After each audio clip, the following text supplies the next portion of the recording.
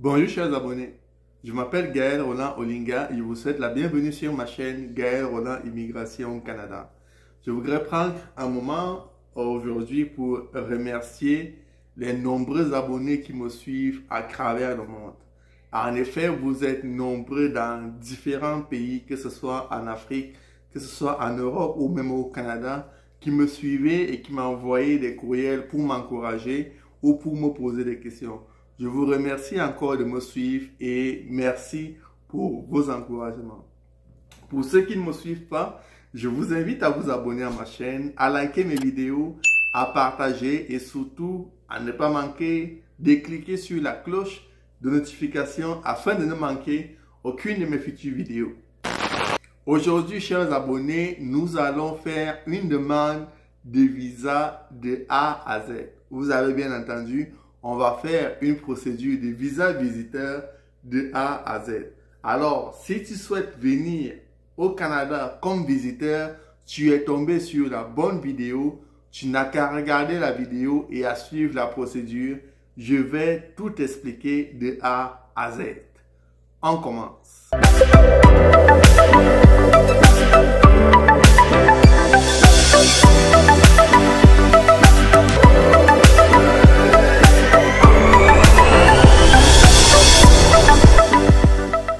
Chers abonnés, comme je l'ai dit, aujourd'hui, nous allons faire une demande de visa visiteur de A à Z. D'accord? La première étape pour faire votre demande de visa visiteur, bien entendu, c'est de vous rendre sur le site cic.gc.ca.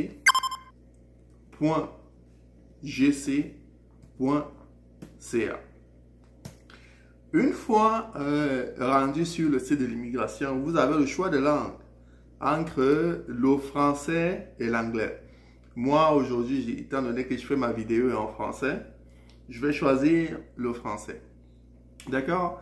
Lors de mes précédentes vidéos, j'avais déjà expliqué comment créer un compte clé GC. Donc, aujourd'hui, nous allons utiliser le compte clé GC que j'avais créé dans le cadre de cette vidéo test. Ok? Si vous voulez regarder la vidéo, regardez le lien de cette vidéo qui s'affiche en haut de votre écran. Donc là, je vais aller me connecter à mon compte clé GC. Ouvrir une session avec clé GC. Donc, étant donné que j'avais déjà enregistré mon mot de passe et mon nom d'utilisateur, mon mot de passe était bien évidemment test Monsieur O et puis mon mot de passe il est là.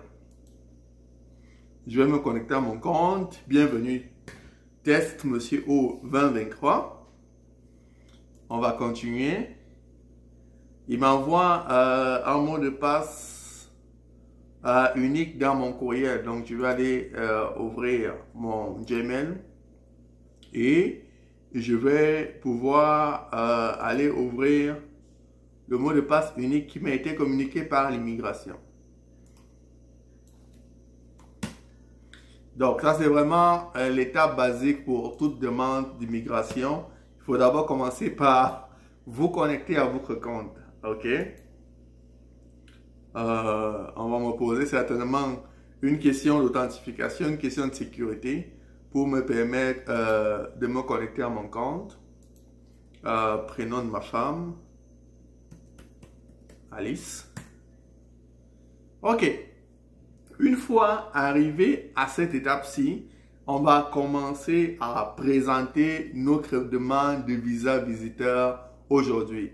Donc, si tu veux venir au Canada comme visiteur, écoute cette vidéo avec attention, abonne-toi à ma chaîne, like mes vidéos, commente et surtout, n'hésite pas à me poser des questions sur le courriel qui s'affiche en bas de l'écran. D'accord? On va aller présenter une demande pour venir au Canada. Ensuite, on nous demande si on a un code de référence. Non, on n'a pas de code de référence. Donc, on va aller à visa visiteur, permis d'études ou permis de travail. Nous, on veut un visa visiteur. À ce moment-ci, c'est très crucial de répondre aux questions de la bonne façon. D'accord? on nous demande que souhaitez-vous faire au Canada? On va aller dire, on souhaite visiter le Canada. Pendant combien de temps? Il est très important de savoir qu'au Canada, normalement, les visiteurs ont le droit de rester moins de 6 mois. D'accord? Donc, on va aller choisir temporairement moins de 6 mois. Ensuite, on dit, sélectionnez le code qui correspond à celui qui se trouve sur votre passeport. Donc, ici, on vous demande le passeport que tu as, le passeport que toi qui me regardes, que tu détiens, il vient de quel pays? Alors, on va aller avec le Sénégal, par exemple. Sénégal. Quel est votre pays de résidence actuel? Donc, on vous demande, ok, vous êtes sénégalais, vous détenez un passeport sénégalais, mais vous êtes actuellement dans quel pays? D'accord? Donc, on va dire qu'on est toujours dans le même pays, le Sénégal. Ensuite, on vous demande, avez-vous un membre de votre famille qui est citoyen canadien ou résident permanent? Il est très important de noter que ici, la notion de membre de famille, selon l'immigration, est très bien expliquée. Ok? Membre de votre famille, plus proche parent d'un demandeur, c'est toi le demandeur.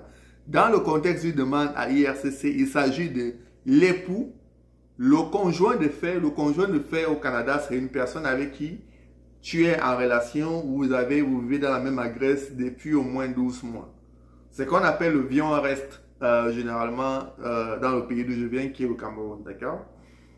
On dit les enfants à charge et de leurs enfants à charge. Donc, on dit que la famille, ici, c'est ta femme ou ton mari et tes enfants, ou les enfants de tes enfants, ok? Ou encore, les enfants de ton conjoint, d'accord? Ou les enfants de ta conjointe, d'accord? Mais il ne s'agit pas de ton frère, de ta mère ou de ton père, d'accord? Donc, avez-vous un membre de famille qui est citoyen ou résident permanent? On va dire non. Quelle est votre date de naissance? On va dire que je suis né en 90, septembre, le 10 septembre 90. Donc, que souhaitez-vous faire au Canada? Je souhaite visiter le Canada pendant combien de temps? Temporairement, moins de 6 mois, parce que les visiteurs doivent faire moins de 6 mois normalement au Canada, sauf dans des situations exceptionnelles. Je viens du Sénégal et je suis au Sénégal. Non, là, et puis on vous demande votre date de naissance. Là, on va aller à suivant. On vous demande, avez-vous vécu au Canada comme résident permanent ou immigrant reçu? Si c'est oui, vous mettez oui. Si c'est non, vous mettez non. D'accord? Suivant. Êtes-vous résident permanent légitime des États-Unis possédant un numéro de carte valide des services citoyenneté immigrants des États-Unis? Si on vous demande si vous possédez une carte verte ou si vous êtes citoyen américain. Normalement, si vous répondez oui à cette question, le processus s'arrête là. Parce que les résidents américains ou les citoyens américains peuvent venir au Canada sans demander un visa. C'est pour ça qu'on vous pose cette question aussi. Pour vous dire, vous n'avez pas besoin de le faire. Présentez juste votre passeport à l'entrée au Canada et puis vous allez pouvoir entrer. Ça, c'est pour les personnes qui sont américaines. D'accord? Donc, ici, on va dire non, parce que j'ai dit que j'étais sénégalais. Suivant. Ensuite, ici, c'est très important. D'accord? On vous demande votre état civil. On ne vous demande pas d'imaginer ce que vous êtes actuellement. Est-ce que vous êtes en couple ou pas?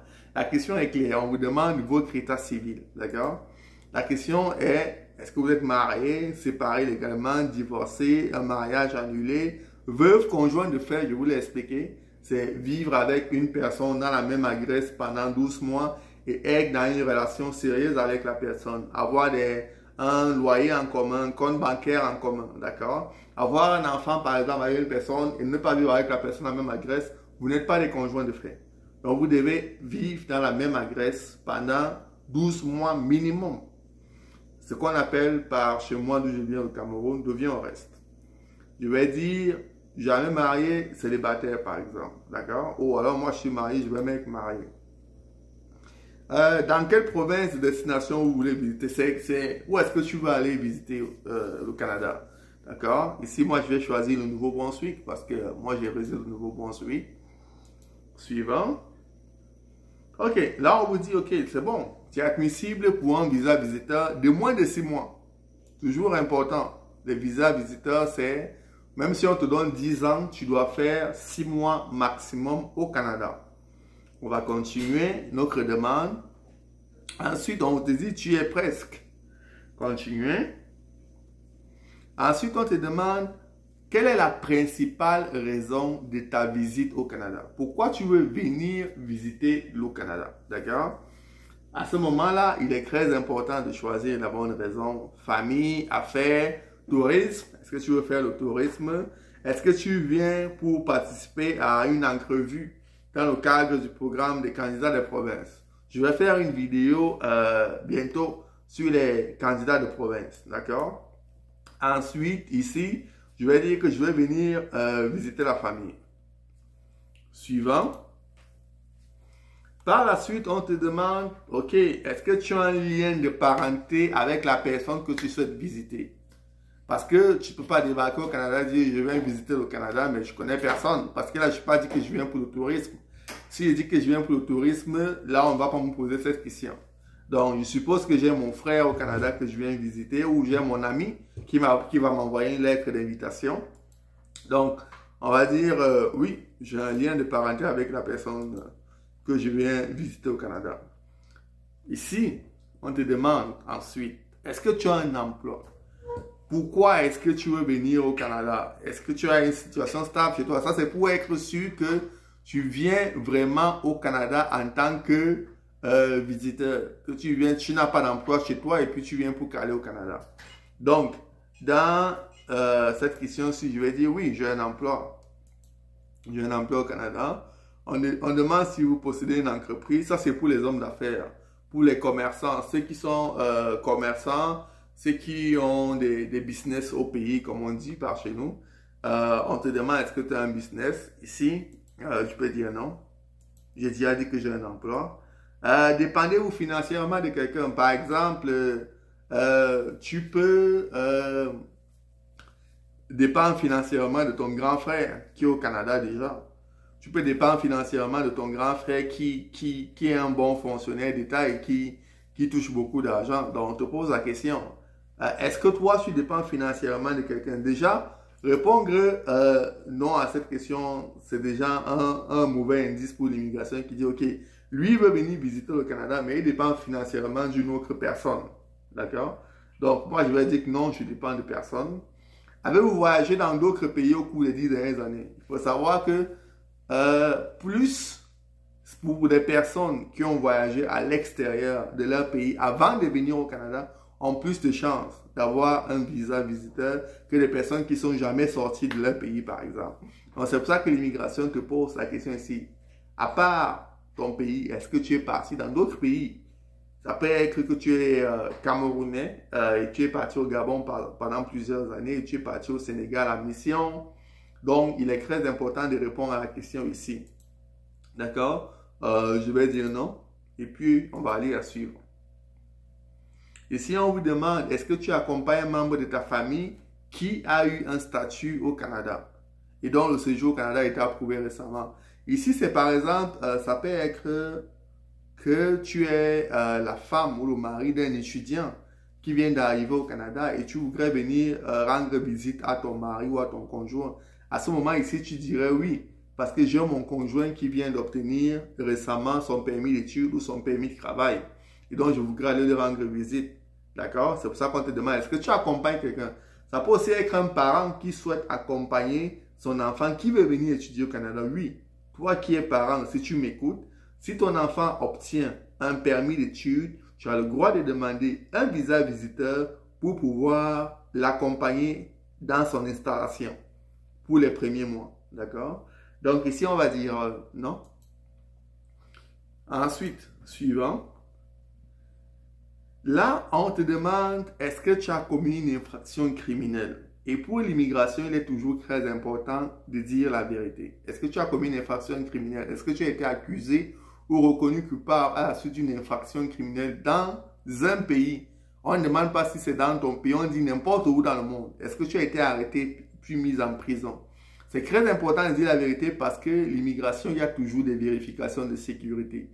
Parce que le devoir de l'immigration, c'est de vérifier que vous ne représentez pas une menace pour les résidents ou les personnes qui vivent au Canada. Donc, moi, je vais dire oui. Je n'ai jamais été arrêté ou reconnu coupable d'une infraction quelconque. Ensuite, suivant, on vous demande si vous avez effectué un examen médical. D'accord? Généralement, pour faire une demande au Canada, il faut faire un examen médical auprès d'un médecin désigné par l'immigration. Dans plusieurs pays, pratiquement dans chaque pays, il y a des médecins qui sont désignés par l'immigration canadienne pour faire les examens médicaux. OK? Ici, je vais dire non. Suivant. Ensuite, on me demande s'il veut présenter une demande pour un membre de la famille. Ça, c'est par exemple un parent qui décide de venir visiter le Canada, mais qui décide de venir avec son enfant. Ou un mari qui décide de venir rendre visite à ses enfants qui sont ici au Canada et puis il décide d'ajouter sa femme à la demande, puisqu'il va venir accompagné de sa femme. Donc ici, je vais dire non. Et si on clique encore sur membre de la famille, vous allez voir que membre de la famille au Canada, c'est ton conjoint de fait ou tes enfants. C'est ça le membre de la famille. Ce n'est pas le frère, la soeur, le cousin éloigné. Ici, je vais dire non. Je ne veux pas venir avec un membre de la famille. Ensuite, on vous demande si vous voulez donner accès à votre demande à quelqu'un. Je vais dire non. Ici, c'est très important. Si vous avez une personne, un consultant en immigration agréé qui vous représente, il est très important de l'indiquer à l'immigration. D'accord? Je vais dire non et je vais aller à suivant. Et ensuite, on vous demande au cours des 10 dernières années, est-ce que vous avez fait la biométrie? Pour venir au Canada, 95% des personnes, la plupart des personnes, sauf pour certains pays, font la biométrie, donnent leurs données biométriques, d'accord? Donc, si vous avez déjà fourni les données biométriques, vous mettez oui. Si vous n'avez jamais fait de demande pour le Canada, il y a de fortes chances que vous n'ayez jamais fait de données biométriques, vous mettez non. Ensuite, suivant, on vous dit les frais sont associés à votre demande. Est-ce que vous allez payer ces frais-là? D'accord? Bien évidemment, vous dites oui. Si vous dites non, je suis dispensé par ces frais-là, ils vont vous demander une preuve. Donc, vous dites oui, je paierai les frais. Et là, on va à suivant. Est-ce que vous pouvez faire une copie numérique de vos documents? Oui, je peux faire une copie numérique de documents. Suivant.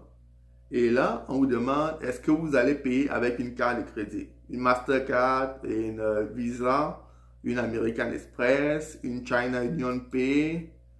Je dis oui, je vais payer avec une carte de crédit. Vous ne pouvez pas faire autrement que de dire oui parce que vous devez payer avec une carte de crédit. Vous ne pouvez pas faire des demandes en ligne si vous n'avez pas de carte de crédit. D'accord? À cet effet, dans l'une de mes vidéos, je parle d'utilisation des cartes de crédit au Canada. Je vous invite à regarder la vidéo avec le lien qui s'affiche sur l'écran. Suivant. À ce moment, on revient au récapitulatif de toutes les réponses que vous avez données à l'immigration. Donc, à ce moment-ci, l'immigration vous donne la chance de vérifier vos réponses. Parce que pour l'immigration, faire une fausse déclaration, c'est très mal pris et ça peut conduire à des conséquences qui ne sont pas bonnes pour vous.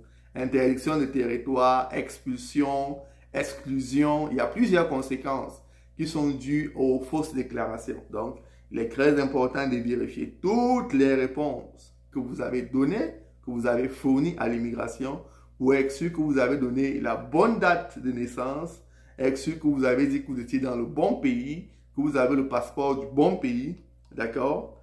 Et puis, une fois que vous avez fini de vérifier vos réponses, que vous avez pris le temps de le faire, vous cliquez sur « Continuer ». Ensuite, on va vous présenter les étapes, d'accord? De comment qu'est-ce qui va suivre par la suite. Cette page ici, vous pouvez encore cliquer sur « Continuer » et vous allez arriver sur la page qui est très importante. À ce moment-ci, on vous donne le formulaire que vous avez à fournir pour compléter la demande, d'accord? Pour Pour télécharger le formulaire, vous cliquez simplement là et vous allez pouvoir télécharger le formulaire et l'enregistrer sur vos ordinateurs. C'est normal que ça dise ça. D'accord? C'est tout à fait normal quand vous allez cliquer dessus. Enregistrez juste ce formulaire et puis ouvrez-le. D'accord? Dans l'une des prochaines vidéos, je pourrais vous expliquer comment télécharger et enregistrer un formulaire et le remplir sur vos ordinateurs. Ou si vous avez des questions sur comment remplir les formulaires, je peux certainement vous répondre, je peux certainement vous guider dans cette action-là. Donc, ça c'est le formulaire qu'il faut fournir pour faire la demande de visa à l'extérieur du Canada. Ensuite, vous devez fournir le passeport, d'accord? Si vous cliquez ici, ils vont très bien vous indiquer c'est quoi qu'on appelle passeport, d'accord? Sur chaque document que vous avez à fournir, si vous vous posez des questions, vous avez juste besoin de cliquer sur le petit point d'interrogation à côté et vous indique que peut représenter le document qu'on vous demande. Par exemple, la lettre d'invitation. On vous dit, vous devez fournir la lettre d'invitation provenant de la personne qui vous invite au Canada. D'accord? La lettre doit être rédigée par l'hôte et comporter des renseignements précis au sujet de l'hôte et la personne invitée. D'accord? La lettre doit préciser le but et la durée de la visite, la nature du lien qui existe entre vous et la personne qui vous invite, et puis les coordonnées de la personne, etc. D'accord? Et il est précisé ici, si vous êtes invité au Canada pour y mener des activités commerciales, la lettre d'invitation devra être imprimée du papier à correspondance officielle de l'entreprise. Elle doit préciser, là on vous dit tout ce que vous devez mettre. Donc vous avez toute l'information, l'immigration vous donne toute l'information dont vous avez besoin pour réussir votre demande de visa visiteur. Ça, c'est de tous les autres documents. Donc, si vous avez besoin de questions précises sur cette vidéo-ci, n'oubliez pas de m'écrire sur le courriel qui s'affiche tout de suite. N'oubliez pas de laisser des commentaires. Je pourrai toujours répondre à vos questions. Abonnez-vous à ma chaîne, likez, partagez et surtout, je vous dis à bientôt et au revoir sur Gaël Roland Immigration Canada.